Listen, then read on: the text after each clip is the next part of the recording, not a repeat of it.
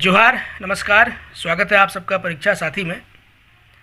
कल 3 तारीख है और कल सीजीएल को लेकर के एक इम्पॉर्टेंट हियरिंग है हाई कोर्ट में। आप सबको पता है, जो पक्ष कोर्ट गए हैं वो लोग बहुत कॉन्फिडेंट हैं, उनके पास पर्याप्त सबूत है और उनका ऐसा मानना है कि कल स्टे लग भी जाएगा।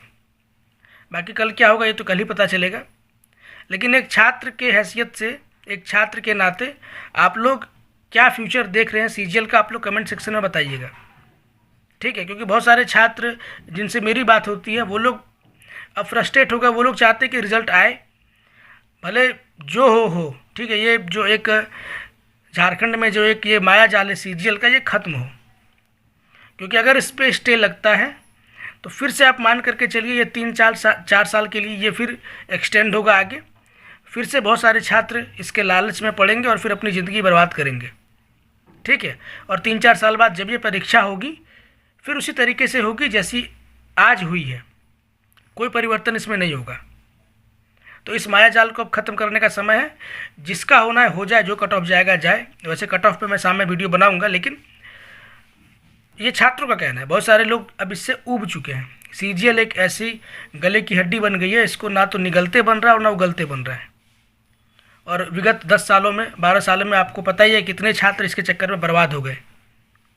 तो आप लोग कमेंट सेक्शन में ज़रूर बताइएगा कि आप क्या चाहते हैं। कल 3 तारीख का डेट है, कोई स्टे इस पे नहीं था।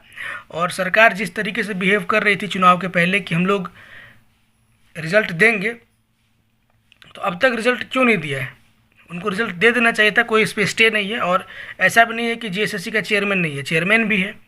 रिज़ल्ट बन करके रेडी है, बहुत दिन से ये न्यूज़ भी चल रही है।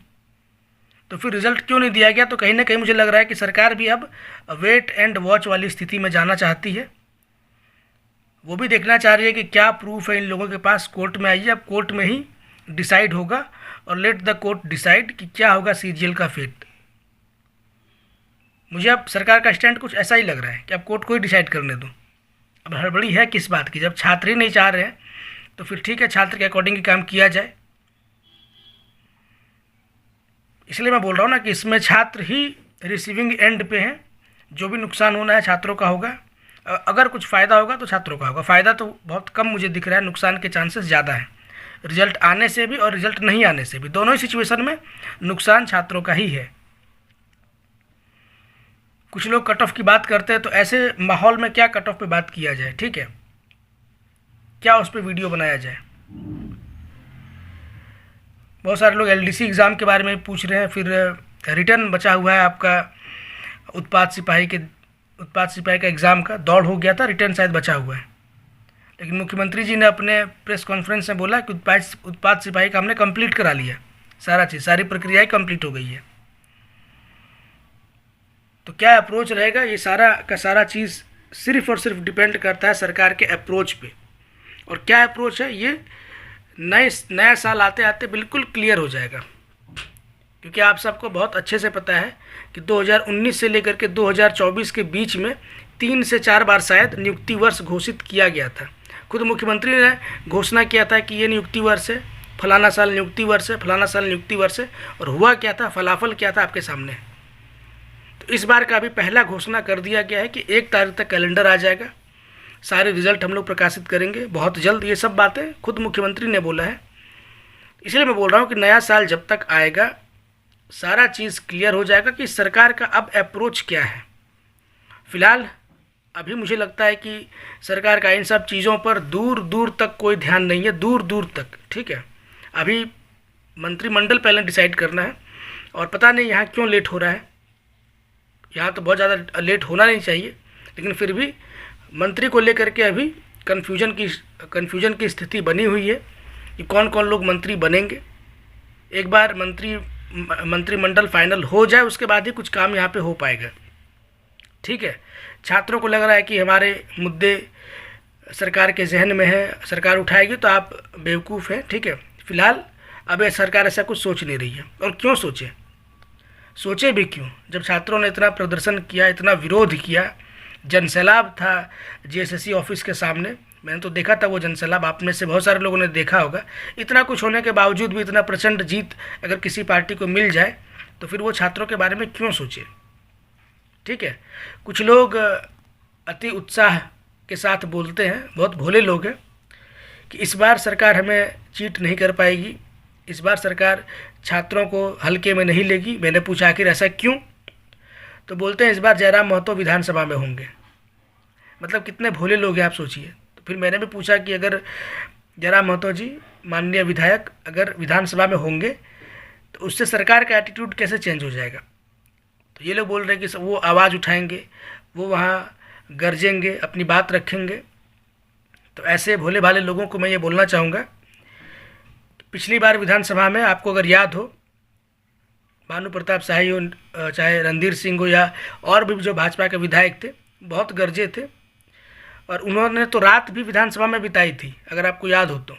ये सीजीएल का मुद्दा लेकर के घर ही नहीं गए, रात भर विधानसभा में रहे और बहुत तरीके से हंगामा किया, हो हल्ला किया। लेकिन अब वो तो 4-5 की संख्या में थे, लेकिन फिर भी सरकार के कान पे जू तक नहीं रेंगी, कोई फ़र्क उनको नहीं पड़ा। तो अगर आपको लगता है कि एक व्यक्ति के बोलने से वहाँ सरकार को फ़र्क पड़ जाएगा तो फिर आप क्या बोला जाए, आपकी सोच को सलाम है।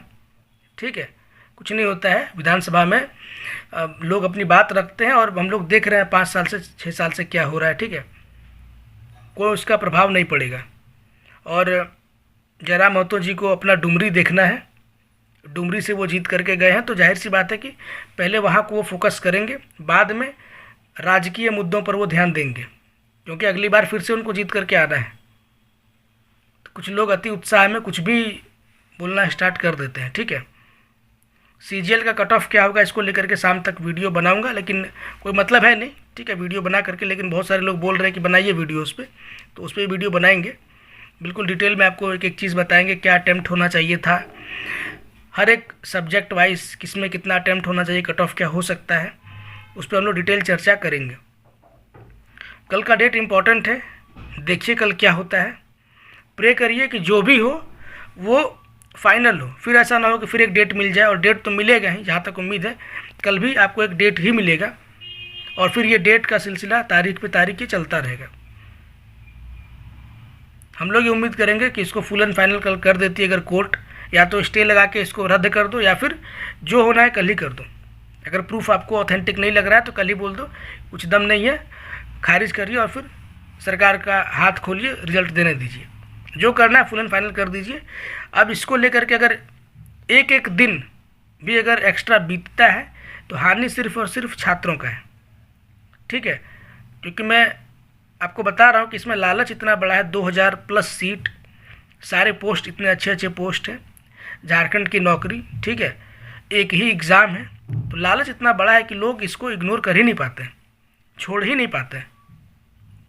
अगर आज भी इस पर स्टे लग गया या ये एग्ज़ाम रद्द हुआ और कल सरकार ने बोल दिया कि हम 6 महीना बाद, 7 महीना बाद या 1 साल बाद एग्ज़ाम लेंगे, आप यकीन मानिए जितने लोग हैं बाकी सारी परीक्षाओं को छोड़ करके फिर से वापस सीजीएल के मकड़ जाल में फंस जाएंगे और सीजीएल की तैयारी करना स्टार्ट कर देंगे।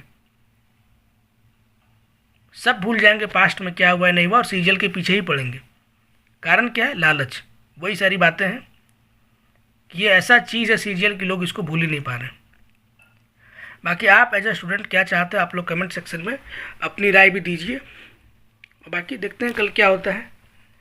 चैनल पे जो लोग नए हैं आप लोग सब्सक्राइब करिए। बाकी राजनीति चलते रहेगा, राजनीति के अलावा अब छात्रों के पास यहाँ कुछ बहुत ज़्यादा करने के लिए बचा भी नहीं है।